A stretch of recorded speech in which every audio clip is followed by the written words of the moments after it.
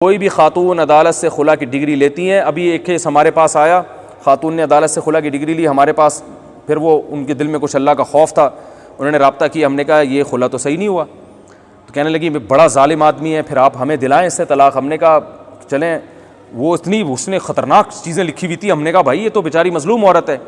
تو پہلے ہم نے کہا اس کے میاں کو, میں نے خود ذاتی دلچسپی لی, بچوں والی عورت ہے اور اتنا ظلم کر رہا ہے وہ آدمی, اور 2-3 علماء کو اور بھی میں نے بلا لیا. ہم نے کہا بھائی ایک ادارے کو بھی انوالو کیا ہم نے اس میں, تاکہ ایک طرفہ میری ذاتی کارروائی نہ ہوئی. تو پورا ادارہ انوالو ہوا, ہم نے اس کے میاں کو بلایا, ہم نے کہا بھائی یہ جب تفتیش کی تو پتہ چلا یہ سارا جو کچھ لکھا ہوا ہے جھوٹ کا پلندہ ہے, سب جھوٹے الزامات. وہ کراس کوشچن کرتے ہی پتہ چل جاتا ہے نا. پھر بھی میں نے اس مرد سے کہا, میں نے کہا یار یہ تو سب جھوٹے الزام, خود عورت نے اعتراف کیا ایسے. ہم نے, میں تو پھر گھما کے پکڑتا ہوں نا, میں نے کراس کوشچن کیے, پکڑ لیا اس کو, مجھے اندازہ ہو گیا جھوٹ بول رہی ہے. میں نے اس خاتون سے, میں نے اس مرد سے کہا, میں نے کہا دیکھو یہ تو جھوٹے الزام لگا رہی ہے, لیکن عقل مندی کی بات کیا ہے, جب یہ آپ کے پاس نہیں رہنا چاہتی تو چھوڑو یار, جان چھوڑاؤ, اسے طلاق دو, کیوں زبردستی رکھ رہے ہو. ایک عورت رہنا نہیں چاہتی ہے, اب وہ جھوٹے الزام لگائے سچے الزام لگائے, لیکن ایک کامن سینس کی بات ہے کہ جب ایک نہیں رہنا چاہ رہی ہے, اللہ نے آپ کو رائٹ دیا ہے ڈیورس دینے کا, طلاق تو آپ ہی دو گے, وہ میں نہیں دے سکتا. لیکن ایک بات ہے کہ مشورہ تو میں دے سکتا ہوں نا. نبی صلی اللہ علیہ وسلم کے پاس ایک خاتون آئی, انہوں نے کہا میں اپنے شوہر کے ساتھ نہیں رہنا چاہتی, مجھے ان کی شکل پسند نہیں ہے, بغیر دیکھے نکاح ہو گیا تھا, پہلی رات میں ہی آ گئی کہ یا رسول اللہ میں نے دیکھا نہیں تھا, صحیح بخاری کی حدیث ہے, میں بہت خوبصورت ہوں اور میرے میاں بالکل بھی شکل میں مجھ سے میچ نہیں کرتے. یہ نہیں کہ 1 سال 10 سال کے بعد آ رہی ہیں, تو 10 سال کے بعد آتی تو اللہ کے نبی فرماتے پھر پہلی رات میں ہی آ جانا تھا نا, 10 سال کے بعد آ کے کہہ رہی ہو 6 بچوں کے بعد کہ مجھے پسند نہیں ہے. تو پہلی رات کے بعد ہی آ گئی, کہہ رہی میں نے دیکھا نہیں تھا, مجھ سے غلطی ہوئی ہے, اور مجھے میرا خیال تھا نارمل, بہت خوبصورت نہیں ہوں گے تو نارمل ہوں گے نا. انہوں نے مہر بھی بہت دیا تھا, پورا باغ دے دیا تھا مہر میں, لیکن یا رسول اللہ بھی من الجمال ما ترى, آپ دیکھتے ہیں کہ میں کس قدر حسین عورت ہوں, اور میرے میاں قد کے بھی چھوٹے, رنگ بھی ان کا سیاہ ہے, اور مجھے ان کے اخلاق اور دینداری پر کوئی اعتراض نہیں ہے, لیکن میں نہیں رہ سکتی. تو اللہ کے نبی نے ان کے میاں کو بلایا, ان کو فرمایا کہ بھائی چھوڑ دو اس کو, طلاق دے دو, غلطی ہو گئی ان سے انتخاب میں, سلیکشن میں, اور اب ظاہر ہے جب محبت نہیں ہے, ان خاتون نے کہا یا رسول اللہ مجھے محبت نہیں ہے تو میں ناشکری کروں گی شوہر کی, مجھ سے حقوق نہیں ادا ہوں گے. تو شروع میں یہ فیصلہ کر لیا. تو اللہ کے نبی نے ان صحابی کو کیا مشورہ دیا, طلقھا, ان کو کیا دے دو, یک طرفہ ڈگری نہیں جاری کی کہ تم دو ورنہ میں ابھی پیپر پکڑاتا ہوں ان کو. یہ نبی نے اپنے لیے بھی اس کا حق نہیں سمجھا کہ مجھے بھی رائٹ نہیں ہے, یہ جس چیز کا حق اللہ نے نہ دیا تو وہ نبی کیسے اختیار کریں گے. تو جب نبی کو یہ رائٹ نہیں تھا کہ وہ کسی کی زوجہ کو کسی کے اس کے شوہر کی مرضی کے بغیر طلاق دے دیں, تو عدالت کو کہاں سے رائٹ ہو گیا بھائی یہ.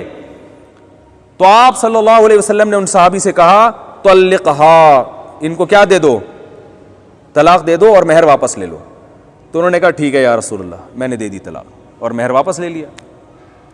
تو میں نے بھی, یہ میرے سامنے یہ حدیث تھی, میں نے ان سے کہا یار یہ نہیں رہنا چاہتی تمہارے ساتھ تو چھوڑو یار, دے دو طلاق, کیوں خام خام عدالتوں میں جا رہی ہے ادھر ادھر. اس نے کہا ٹھیک ہے نہیں رہنا چاہتی, میں نے اس کے بہت خیال کیا, اس کے حقوق ادا کیے.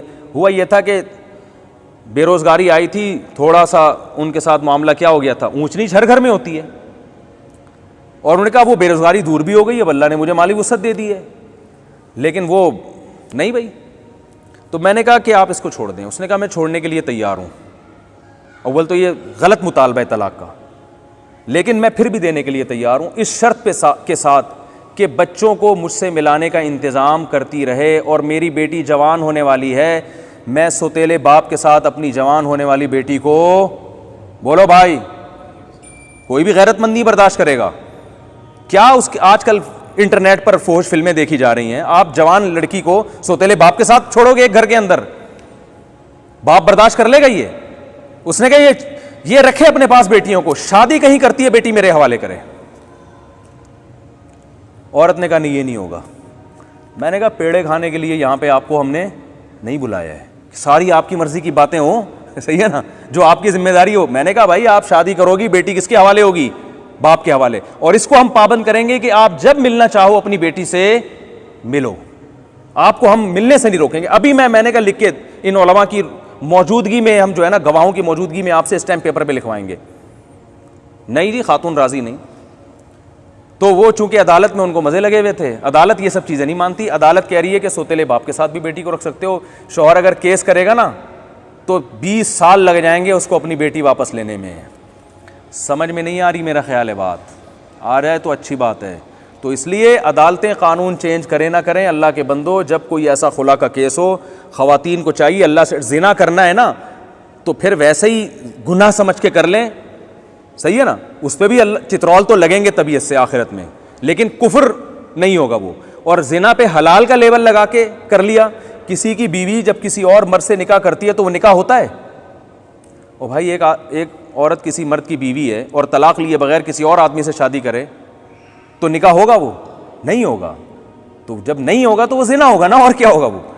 تو یہ ہو رہا ہے, بہت دبا کے ہو رہا ہے معاشرے میں. تو میں پھر بھی بتاؤں, ظالم مردوں کو میں یہ نہیں کہہ رہا, ان کی حوصلہ افزائی نہیں کر رہا. بہت سے کیسز آتے ہیں جن میں مرد بہت ظلم کر رہے ہیں, تو اس میں ہم عورت کو خود طریقہ بتاتے ہیں کہ اس طریقے سے آپ اس سے طلاق لیں اور عدالت میں اس پروسیس سے آپ گزریں. لیکن بہت سے جگہ ایسا ہوتا ہے کہ تھوڑی موٹی کوتاہی ہوتی ہے جو ہر گھر میں ہوتی ہے.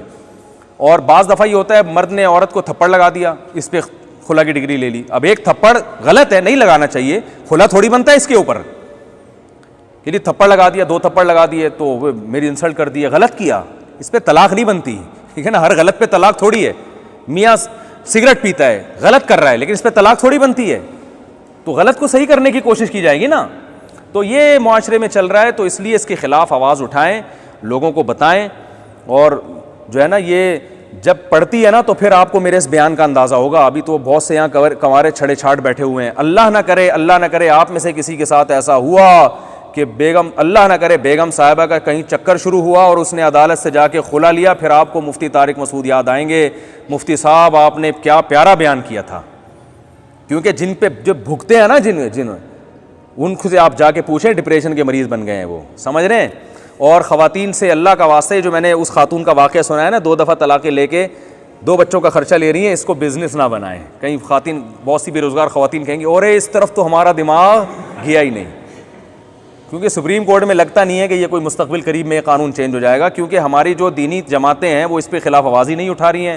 اسلامی نظریاتی کونسل نے آواز نہ اٹھانی ہے, نہ اٹھائے گی. وہ اٹھاتی ہیں کچھ چیزوں پہ, اور اسلامی نظریاتی کونسل کی ویسی بھی قانونی حیثیت کچھ ہے نہیں. اس کو ایک ڈمی کے طور پہ رکھا ہوا ہے, سفارش پیش کر کے پتلی گلی سے وہ نکل جائے گی. اس سفارش کو جو ہے نا اسمبلی میں گھما کے ایسے کاغذ بنا کے